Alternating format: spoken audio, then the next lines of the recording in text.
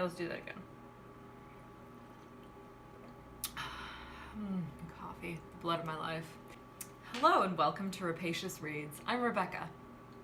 Today I'm going to do my 2018 TBR, and I'm going to be really fancy and do 8 books. Before I tell you about that though, it is minus 28 degrees outside. It's minus 38 outside with the wind chill. It's so friggin' cold. I don't need to tell you if that was in Fahrenheit or Celsius, because you know it is cold. And as a result of that, my wood stove is going to be burning for the entire time, so you may hear a faint hum in the background, for which I apologize.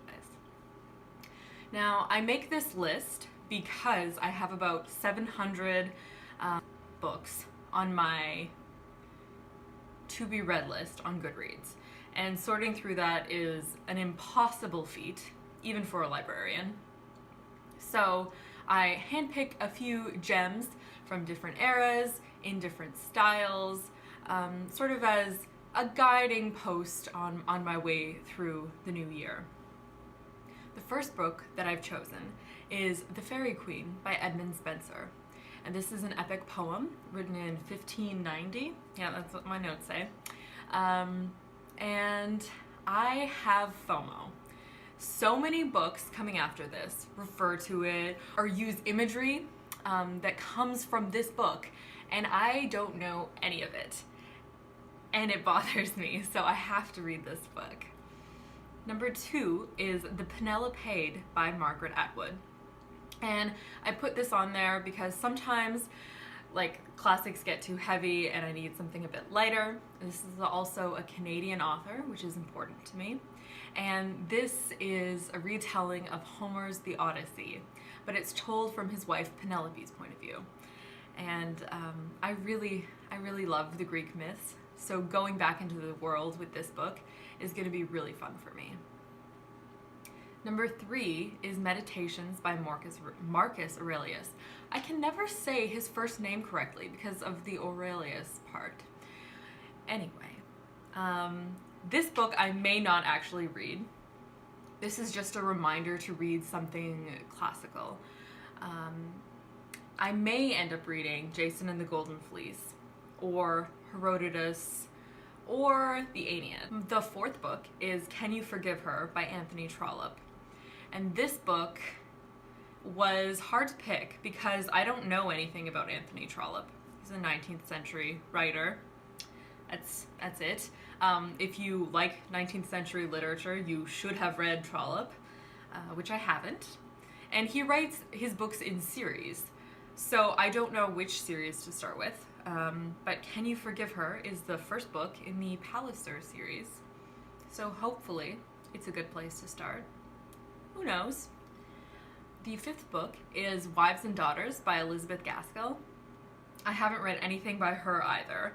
I've read her contemporaries. I've read quite a bit of George Eliot. I've read the Brontes, nearly all of their works, but never the mistress herself. And I chose Wives and Daughters because from the book reviews I've read, it seems more approachable than North and South.